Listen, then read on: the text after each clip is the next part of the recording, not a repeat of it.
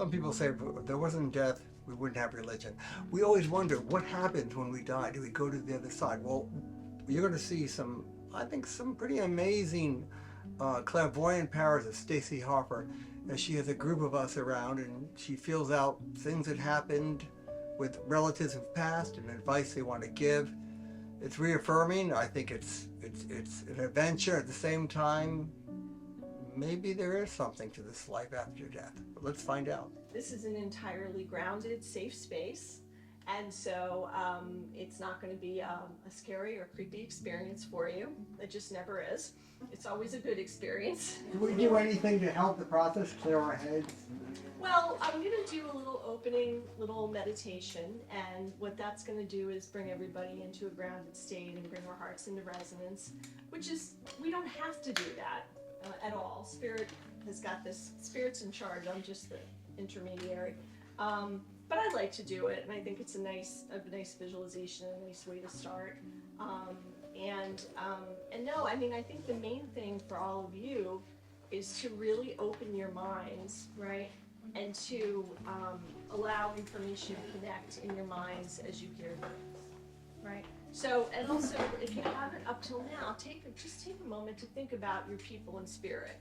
You know, people that you were close to, or people that you were hoping to hear from tonight. So, and you know, so hopefully things will spark a memory. Sometimes I do get spirit people. Like I was reading for someone this week, and her like great grandmother and a great grandfather showed up, and she didn't really know them, but there they were. Yeah. And she knew enough, you know, she knew enough about them that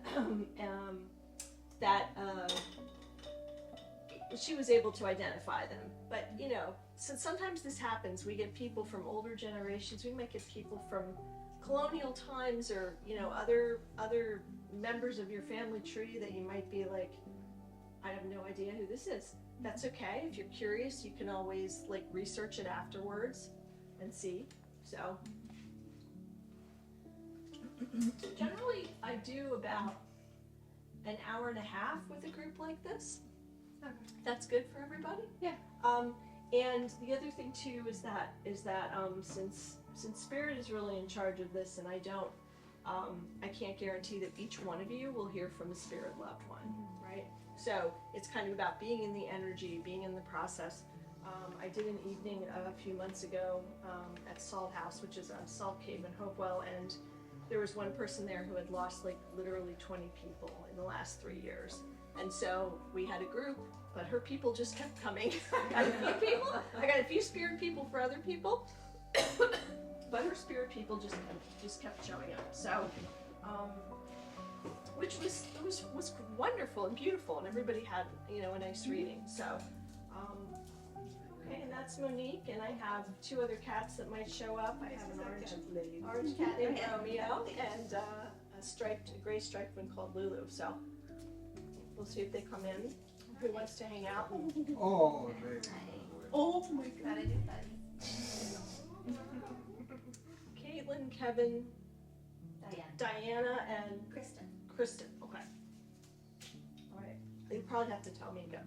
All right. So let's just take a few minutes, and if you would just take a few deep breaths and just allow yourself to arrive in the moment. It's letting go of what happened today, traveling here, getting here, finding my house, whatever went on. I'm just allowing that to fade to the background. I'd like you to imagine yourself fully grounded between heaven and earth. Imagine that your feet have little roots coming out of them and could burrow down into the earth, and that you can feel that energetic connection to the earth. And also feel that you have your energetic connection above your head up into the universe, the spirit world, the cosmos, again, whatever languaging you prefer. Your languaging as you understand it. And allow yourself to just feel fully connected, fully grounded between heaven and earth. And I'm going to invite all of us to connect our head brain with our heart brain. There are brain cells in the head, there are brain cells in the heart. I'm sorry, yes, and there are brain cells in the gut. And so what I'd like you to do is to say to yourself inside, I connect my head brain with my heart brain. I connect my heart brain with my gut brain. All of my brains are connected. I'm excited to see what spirit people come through and ask that all of us have our awareness tuned in. And may this evening be filled with light, with love, with healing, and with laughter. And make it so. Okay. And you'll find that I do close my eyes a lot. It helps me to focus. And there'll be times when I'm not talking, and that's okay. Don't worry if I'm not talking. I'm tuning in. Now I have a very lovely looking woman, and she is showing me that she loved to dance, and she's got a long skirt on, she's got kind of a flowy scarf around her neck, and she's moving, and she's saying, yes, dancing was one of the loves of her life. Does anyone recognize this person based on the dancing? Mm-hmm. Not right away, okay. It might have been something that she did later in life. It might not have been like her primary passion when she was younger, or something that she did constantly. But something that she got into as she got older and was retired. She's thin. She's probably about average height. My height a little higher, a little taller. And she's twirling for me. She's twirling around. Okay, so nobody can take her right now, so I'm just going to ask her to hang out. She's on the proverbial bench. Okay. So I have another woman who's showing me a meadow and showing me springtime and her love of walking out in the meadow with the flowers. And how much joy this brought her, particularly sunshine, a beautiful spring day. This was really uplifting for her. And let's see how she's connected to any of you. She's saying that she used to like to paint. She would paint these scenes that she enjoyed. It was okay. Sorry.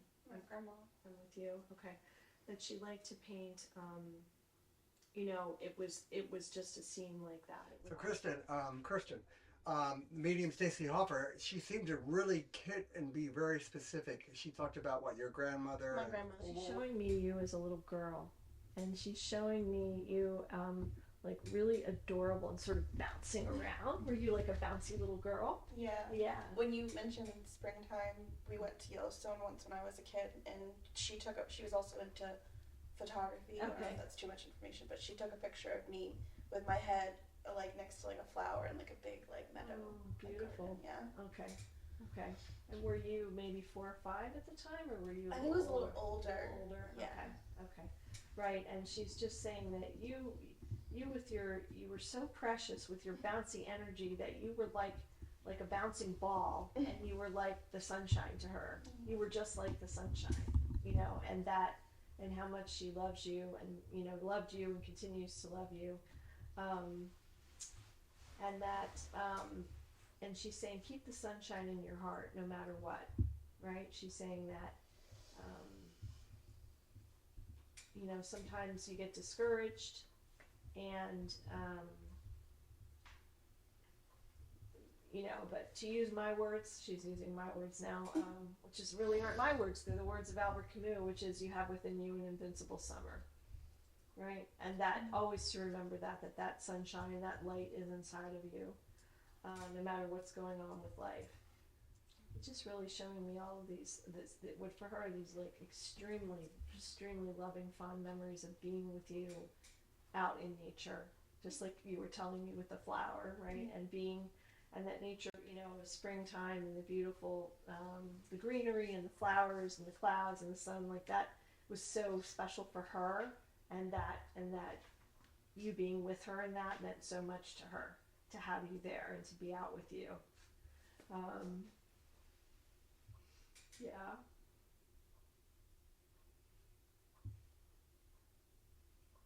And she says, if you're sad or you're crying, I want you to know I'm right there. I'm standing behind your left shoulder. She's right there, and she's putting a hand on your shoulder, and she's saying, I'm always here to comfort you. When you're feeling sad, if you're crying, if you're discouraged, that I'm always right there. And that, I wish my love were enough to take away all of the things that upset you, but it's not, because that's life. Yeah. Right? Life is difficult. Well, she says that you may be feeling her presence sometimes, and that now she's talking to me about birds. But now she's really fixated on the cardinals. Oh. Yeah, the cardinals. That's what she's showing me. She's at the male and female cardinals, or the couples, the little couples. And so she's like, she likes them as lovebirds. She seems like really sweet, this lady. Like super tender-hearted, yeah. like really super loving. I buy cardinals like almost every Christmas. Oh, there we go. Yeah. Okay. Pat and I love noticing cardinals out. Okay. There we go. All right. So that's a double, triple confirmation, right? With the cardinals. And so she's saying, yeah, and that's one of the ways that I like to connect with you is through the cardinals. It's like when you're thinking of the cardinals, that's me connecting with you and loving you. And the lovebirds, she loves the idea of the lovebirds and that they mate for life and that they just take care of each other, and she feels like you and Pat have that energy as well. Maybe not every day all the time, but that is there. that there's an important and special love bond that the two of you have as a couple, that she's very happy. I mean, you got emotional at one point. I did a little bit, yeah. And stuff. So she was a major part of your life and a major childhood memory. Very seminal, I guess is the word. So what was she talking about that resonated with you? Well, first she had mentioned a meadow, and one of my big memories is of going to Yellowstone with my grandmother and my family.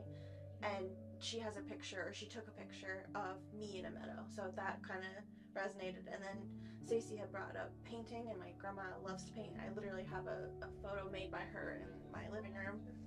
And she just And the cardinals. The cardinals, yeah. I buy like a cardinal like almost every Christmas. It says like a little ornament, and I just love cardinals. So to see that the two of you have that together, she's extremely happy for you. Okay. She's really excited. Yeah.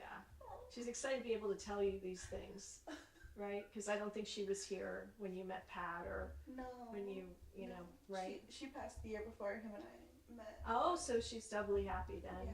Yeah, she's doubly happy, like to see you with someone who loves you that way. Yeah, and we're getting married this year. So. Oh, maybe again that's why she's talking to me about lovebirds. Yeah. The lovebirds are getting married. That's beautiful. Oh. Yeah, so she's really she's really delighted and happy to know that you have each other, and the kind of love that well, she's saying to me unconditional love is what she's saying, but that the love that a grandparent has for a grandchild is sort of crazy, unconditional, and different than parental love, because it's like they're just enjoying us. It's just fun, they don't have that responsibility of raising us, and so she's like, her heart is very, she's touching me. She's very light and very happy and delighted for you. So She was my ray of sunshine whenever I saw her. And my mom always talks about that sunshine thing. Oh, she does? Okay. Yeah, my mom used to get those little "You Are My Sunshine" like necklaces and stuff. Okay, so that's the sunshine connection too then. Okay. Oh my gosh. Well, she's lovely. She's so lovely. It's so wonderful to bring her to you. So okay, you're welcome. Do you feel like you don't feel creeped out? You like this? I do. You really feel like you communicated with someone you've been with in a long time? Yeah, and my mom's always kind of wanted to have this kind of experience, so it was nice to kind of have it for the both of us. So it's like, and maybe she's behind your shoulder now. Yeah, that was nice. And yeah, Stacy had said that my grandmother was saying that to always try and be, keep happy even if I'm feeling sad, or that she's here And now I think I'll always like remember that going forward. More coming. I feel like I'm being drawn over to you, so let me tune in here. Yeah. I'm sensing with you a male figure. Yeah. Is that right? Yeah. A male figure, okay, and he's standing on this side of you a little bit back, which tells me he's either on the level of a father or an uncle, is what I'm getting. He's not quite standing as far back as grandfathers usually stand. But that, I could be wrong. I've been wrong before. Yeah, he's kind of, the gentleman that I'm seeing is kind of, he's a larger man, he's taller. Mhm. He's a tall gentleman, and he has a little bit of a belly, he's showing me. And sort of light brownish hair, and like a person who had a big personality, like someone who, he was not a wallflower, in other words. This is someone who would talk and who you would know was there if he was in the room. He wasn't like shrinking into the wall. Right. So does that make sense to you? Yeah. Okay. And he's talking about liking some beer. Mm.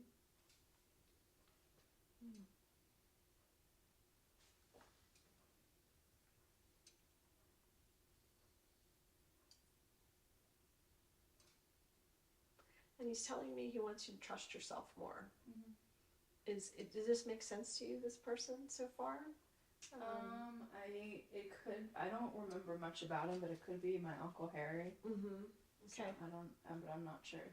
Okay. But your dad's here. Yeah. Okay, your dad's not on the other side. No. Okay, so that's, okay. All right, so does Uncle Harry fit this description that I've given you? Of a taller gentleman, Yes. a little bit of a tummy, Yeah. and like, I keep seeing him in like a pair of like khaki pants, or I don't know what they are. But he's saying to me, you know, again, sometimes spirit people, they connect with us when we're really little, or Mhm. you know, it's like he feels a connection to you and a love for you, and he's saying, I want Caitlin to trust herself more and to have confidence in herself. Does that resonate for you? Is that something you've been Yes. working on, or? Yeah. Okay, because that's what he's saying. Okay. He's saying, you really should trust yourself because you know way more than you think you know, Mhm. and that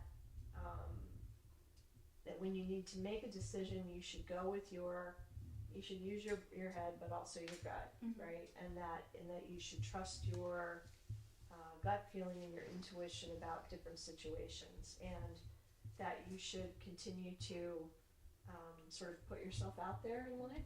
Caitlin, how do you think it went with you? Do you feel a connection? Do you feel that something happened? So I wasn't really sure who came through for me, but Uncle Harry, though. There's Uncle Harry. I mean, we'll see it. we'll have to ask my dad and my mom and see like what they think, but it could have been like from my mom's side as well. I don't really know, but What was specifically said, though? He's kind of tall, overweight, life at the party? Was that it? yeah, he was tall, he had a beer belly, he liked beer. That's how I knew it wasn't my grandpa, because my grandpa doesn't like beer, or didn't like beer, but yeah. We'll see. Well, I want you to get back to me and find out. I will. Thanks. Yeah, you're welcome.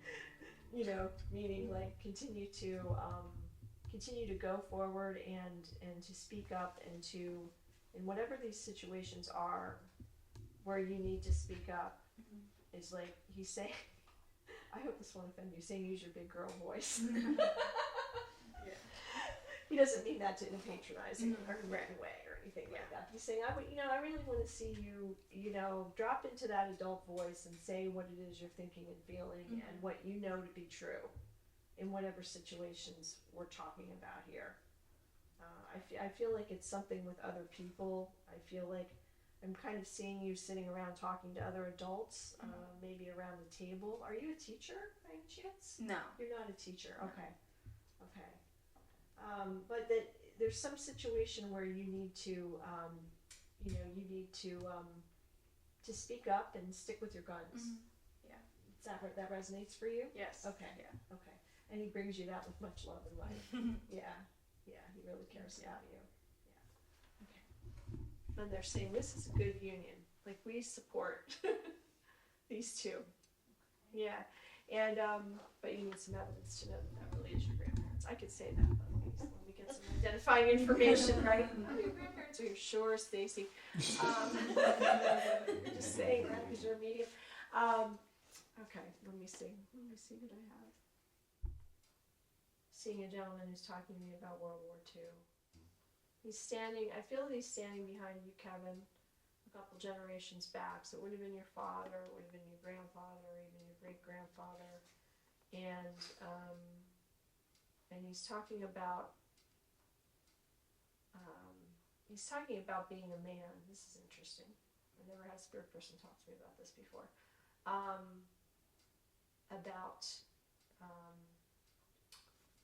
Well, can you take this person? Do you have a grandfather in World War II? Grandfather. I don't know that much about him. He died when I was pretty young. Okay. But he was like Army intelligence or. Okay. So he's saying that he really admires the way that you are being a man in the world, because he said in his time, in his generation, to be a man was very like kind of one-dimensional, sort of like the ideal you had to fulfill, or the way that you had to carry your masculinity. And he's saying that he really admires and respects and likes the way that you are being a man in the world. That's what he's saying. He really admires you. Breathing with Birman again. You know, they said if it wasn't for death, we might not have religion. But do you think a connection was met? Did anything resonate with you? Not with me particularly, but with him, definitely. Yes, well, there were my grandparents from my mother's side, a connection with, and then also, surprisingly, my grandfather, who I barely knew at all, spoke from my father's side. Yeah, and he talked about you told me, I think a couple of weeks ago, your grandfather was in intelligence in the Army, did some wild stuff in World War II, and she kind of nailed that one. I found that interesting. Yes, I really don't know much about it, but she knew that it was him, it belonged to me, and definitely said some things that were very true. You have like he's telling you like the perfect combination of like strength and vulnerability, and that he's happy to see you have more of a multi-dimensional emotional experience than men of his generation had, if that makes sense. And that he's very he's very excited for you. So he's very he's excited to see that you're able to be more emotionally available again than he was able to be, being raised in that generation, and that and that he likes that balance in you, of that ability to be like emotionally available and connected, and also still very much like it doesn't weaken you. In other words, it makes you multidimensional, and you're still a very strong gentleman, and he really admires that in you. He says he really just wants to touch in to tell you that, and to say hello, and that he loves you very much, and he's like, yeah, just tell him I'm there for him, and if he wants, he can even talk to me sometimes. If he wants to talk to me, he can. Okay. Right, but he's there for you, and he's kind of he's saluting you now. It's really cool. Yeah, he's great. What a wonderful personality. Yeah. Well, I think I am. Like he's like a man, but he's very vulnerable. And the most vulnerable man I've ever met. Oh my God! So he wears his emotions. He does. He doesn't have a problem doing that and everything. Yeah. What about loyalty? I guess loyalty. Yeah. Okay, I didn't tell her anything about relationship, and she knew nothing. She knew. I guess she kind of guessed because you're holding hands. Yeah. But she said there was like loyalty is a big issue, and you've got to work this thing through. And does that resonate? The loyalty is. She mentioned to me about upstairs. She said loyalty. She said with you, loyalty is a big thing. Oh, with me, it's definitely a big thing because I've had a lot of my relationship. My past one was horrible, and there was a lot of cheating and stuff going on. So I always that is probably one of our issues. I'm always like, did you do something? He's like, could you just stop? I'll never ever. Because she told me upstairs, I didn't want to get too personal. I don't know these people, but she has loyalty issues. That is true. Yes. And you're vulnerable and open, so you can have a long, happy marriage. It sounds Hopefully, yes. So let me go for maybe one more, and then I think we'll be ready to end. Sure. Okay, so I have someone here who's a cat person. They are definitely a cat person. And this feels like a woman. She worked in a helping profession. She was a nurse, she was a hairstylist, or she was a teacher. And she really enjoyed helping people. And that was, service was her thing. And she just loved her cats. Does this make sense to anyone? Mm-hmm. That you know? Okay. She says she's someone's aunt. She could be a great aunt. Someone who, when we visited her house, she's showing me these like antique chairs, and that you would sit in the antique chairs with her, and there was always at least one cat around.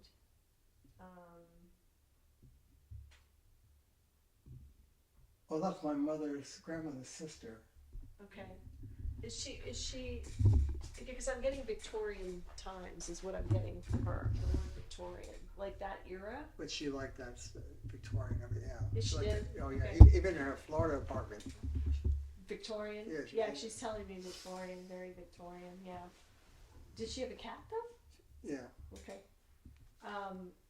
And so, I mean, maybe it could be someone else. But anyway, I just do Well, remember that. you're the person who identified it, and that seems right to me. So, yes. I always thought it was weird, this Art Deco modern Florida apartment for the time. She had a Victorian everything. Everything Victorian, right? That's what she's saying. She's like literally showing me these Victorian green upholstered chairs. Yeah, it was so weird. I liked it though, because it's like Yeah. back in time. Yeah, definitely. It was definitely back in time, and she would always have at least one cat. She's telling me. Okay, so we know who this is, and